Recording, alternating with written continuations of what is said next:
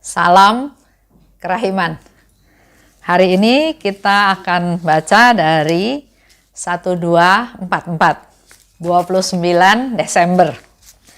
Kita siapkan hati kita mau masuk ke dalam doa. Dalam nama Bapa dan Putra dan Roh Kudus. Amin. 1244. 15 Agustus 1937. Dalam meditasi, kehadiran Allah meresapi aku dengan amat nyata dan aku menyadari sukacita perawan Maria pada saat ia diangkat ke surga. Menjelang akhir upacara yang dilaksanakan untuk menghormati Bunda Allah, aku melihat perawan Maria dan ia berkata kepadaku, "Oh, betapa senangnya hatiku akan penghormatan kasih kalian." Dan pada saat itu ia menyelubungi semua suster anggota kongregasi ini dengan mantelnya. Dengan tangan kanannya ia mendekap Muder Jenderal Mikaela. Dan dengan tangan kirinya ia mendekap aku, sementara semua suster yang lain sujud di kakinya diselubungi oleh mantelnya. Kemudian Bunda Allah berkata, "Setiap orang yang dengan teguh bertahan di dalam kongregasiku sampai mati akan dibebaskan dari purgatorium. Dan aku ingin agar setiap orang unggul dalam keutamaan-keutamaan berikut: kerendahan hati dan kelembutan, kemurnian dan kasih akan Allah, serta sesama, kemurahan hati dan kerahiman." Sesudah kata-kata itu, seluruh kongregasi menghilang dari pandanganku dan aku tinggal sendirian bersama Bunda tersuci yang mengajar aku tentang kehendak Allah dan bagaimana menerapkannya dalam hidup sambil menyerahkan diri sepenuhnya kepada ketetapan-ketetapannya yang maha kudus. Sungguh mustahil bagi seorang pun untuk menyenangkan hati Allah tanpa menaati kehendak kudusnya.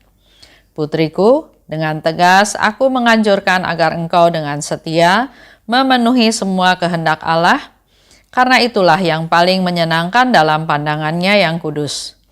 Aku sangat rindu agar engkau menjadi unggul dalam kesetiaan memenuhi kehendak Allah. Tempatkan kehendak Allah di atas semua mati raga dan pengorbanan. Sementara Bunda Surgawi berbicara dengan aku, suatu pemahaman yang jelas mengenai kehendak Allah menyusup ke dalam jiwaku. Ini terjadi pada tanggal 15 Agustus 1937. Di dalam meditasi, kehadiran Allah meresapi aku dengan sangat nyata. Yang dialami oleh Suster Faustina dalam merasakan kehadiran Allah itu ya. Di dalam diary ini ada beberapa contoh, beberapa sharing yang Suster Faustina berikan. Misalnya dia melihat sinar yang sangat terang. Juga dia melihat salib. Diary 1244. Hal ini terjadi pada tanggal 15 Agustus 1937. Dikatakan oleh Suster Faustina dalam meditasi, kehadiran Allah meresapi aku dengan sangat nyata. Kalau kita juga suka sharing ya di antara teman-teman, ada yang setelah penyembahan dia bercerita, dia sharing. Nah, salah satu atau beberapa sharing dari teman-teman yang pernah saya dengar, dia bilang, "Bu Esther, dalam penyembahan itu saya melihat sinar yang sangat terang." Ada lagi teman yang lain cerita, dia bilang dia melihat salib yang besar. Ada lagi yang cerita, dia bilang dia melihat punggungnya Yesus yang berjubah putih sedang berjalan. Jadi nggak kelihatan mukanya, tapi kelihatan punggungnya. Juga melihat ada rangkaian bunga mawar yang diberikan kepadanya. Ada juga perasaan rasa damai, rasa sukacita, rasa sungguh dikasihi. Jadi ada banyak pengalaman sharing dari teman-teman yang merasakan Allah hadir dan dikatakan oleh Suster Faustina, kehadiran Allah meresapi aku dengan sangat nyata ya. Jadi kelihatan Allah itu sungguh hadir. Dan aku menyadari sukacita perawan Maria pada saat ia diangkat ke surga. Pada saat itu, Suster Faustina juga bisa merasakan kebahagiaan sukacitanya Bunda Maria waktu dia diangkat ke surga. Kita ingat ya, dalam peristiwa Rosario, peristiwa mulia yang keempat, Bunda Maria diangkat ke surga. Yang kelima, nanti Bunda Maria dimahkotai di surga. Kita juga pasti ada satu perasaan senang karena apa yang diminta oleh Tuhan sudah dilaksanakan oleh Bunda Maria. Sehingga dia mendapatkan satu kehormatan, satu posisi, satu keadaan, situasi, dia diangkat ke surga. Menjelang akhir upacara untuk menghormati Bunda Allah, aku melihat perawan Maria. Dan Bunda Maria berkata kepadaku, kata Suster Faustina ya, betapa senangnya hatiku akan penghormatan kasih kalian. Jadi Bunda Maria akan merasa senang, merasa sukacita, merasa bergembira kalau kita menghormati dia, menghormati dengan kasih, dipersembahkan, diberikan kepada Bunda Maria. Bunda Maria menyelubungi suster-suster Bunda Maria Kerahiman dengan mantelnya. Jadi dia selalu ya dalam penampilan itu dia selalu dengan jubah, dan melalui jubahnya, melalui mantelnya dia menutupi, melindungi, menjaga, memelihara semua anggota kongregasi. Dan Bunda Maria berkata lagi, setiap orang yang dengan teguh bertahan dalam kongregasiku sampai mati akan dibebaskan dari purgatorium. Biara atau kongregasi tempat Suster Faustina sebagai biarawati itu adalah kongregasi suster-suster Bunda Maria yang berbelas kasih ya. Jadi memang Bunda Maria sebagai ibu dari kongregasi tersebut, Bunda Maria yang berbelas kasih. Sehingga dikatakan oleh Bunda Maria, setiap orang yang teguh bertahan dalam kongregasiku sampai mati. Karena kita juga tahu ya, banyak suster, banyak kaum biarawan, biarawati juga yang pada awalnya dia melaksanakan apa yang Tuhan minta. Tapi ada cukup banyak juga yang berhenti di tengah jalan. Ada yang lepas jubah. Ada yang mungkin bermasalah ya, sehingga dia tidak sampai akhir. Nah, di sini Bunda Maria bilang kalau dia setia sampai akhir, sampai mati, maka tidak akan mengalami purgatorium atau dibebaskan dari purgatorium. Aku ingin setiap orang unggul dalam keutamaan-keutamaan.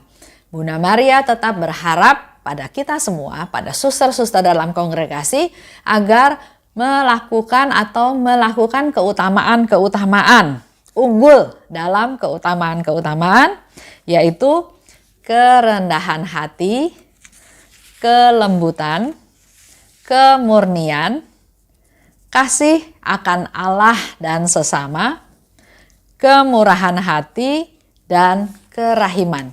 Itu yang menjadi harapan Bunda Maria pada kita semua. Sehingga dikatakan nanti kita bisa tidak perlu mengalami purgatorium. Itu janji khusus untuk suster-suster kongregasi ya.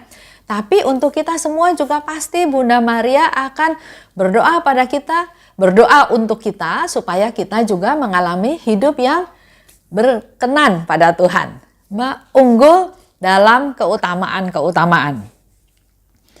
Bunda tersuci yang mengajar aku tentang kehendak Allah dan bagaimana menerapkan dalam hidup. Jadi yang dilakukan oleh Suster Faustina juga dia selalu bergantung pada Bunda Maria, belajar dan terus belajar. Di sini dikatakan Bunda Maria mengajar aku tentang kehendak Allah dan bagaimana menerapkannya dalam hidup.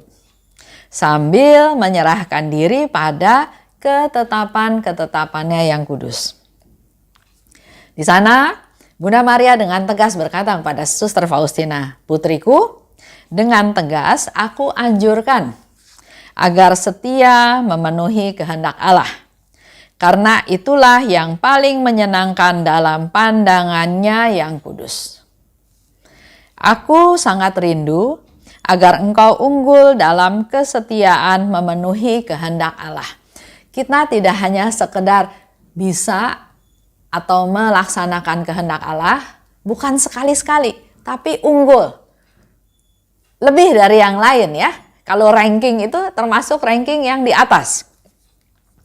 Tempatkan kehendak Allah di atas semua mati raga dan pengorbanan. Jadi kalau dilakukan mati raga, dilakukan pengorbanan, tapi tetap tempatkan kehendak Allah di tempat yang paling tinggi, di atas hal-hal lainnya.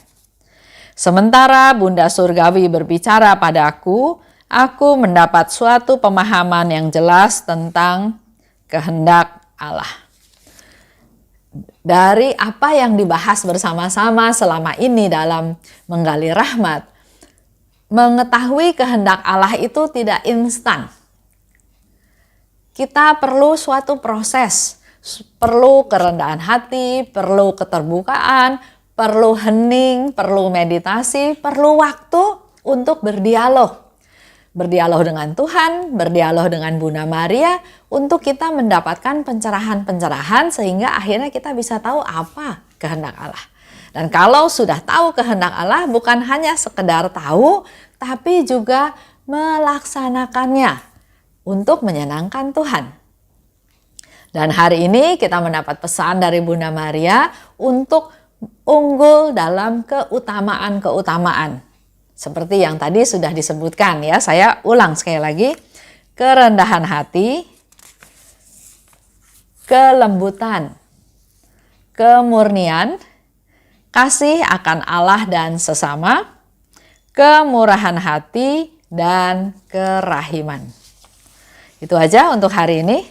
Kita lebih mempersiapkan diri untuk bisa masuk ke tahun yang baru dengan suatu situasi yang baru, dengan planning yang baru, dengan tujuan hidup yang baru, supaya semakin hari semakin berkenan pada Allah. Baik, saya tutup ya. Dalam nama Bapa dan Putra dan Roh Kudus, amin. Allah Bapa yang Maha Baik, terima kasih atas rahmat-Mu yang Kau terus curahkan kepada kami dengan tak henti-hentinya. Begitu banyak contoh, rahmat, berkat, nasihat yang kami terima. Agar hidup kami setahap demi setahap Engkau pimpin di jalan yang Engkau kehendaki. Supaya suatu hari nanti kami juga bisa menikmati hidup kekal yang Engkau sediakan untuk kami semua. Pada saat ini, pada hari ini, Bunda Maria memberikan beberapa hal yang perlu menjadi prioritas dalam hidup kami. Bunda Maria, bantu kami dalam doa-doa syafaat-Mu supaya kami dimampukan untuk bisa menjadi manusia-manusia yang lebih menyenangkan Tuhan. Dengan unggul dalam keutamaan-keutamaan yang Kau sebutkan. Antara lain dalam kerendahan hati, kelembutan, kemurnian, kasih akan Allah dan sesama, juga dalam kerahiman, dalam kemurahan hati. Biarlah kami boleh menjadi manusia-manusia baru yang lebih peduli, memperhatikan orang-orang di sekitar kami, dan semua itu kami mau persembahkan sebagai persembahan yang hidup dari kami semua. Doakan kami ya Bunda, doakan kami Santa Faustina, supaya kami di tahun yang baru bisa menjadi sungguh-sungguh manusia yang lebih berkenan kepada Tuhan. Kemuliaan kepada Bapa dan Putra dan Roh Kudus, seperti pada permulaan sekarang, selalu dan sepanjang segala abad. Amin. Dalam nama Bapa dan Putra dan Roh Kudus. Amin. Salam kerahiman.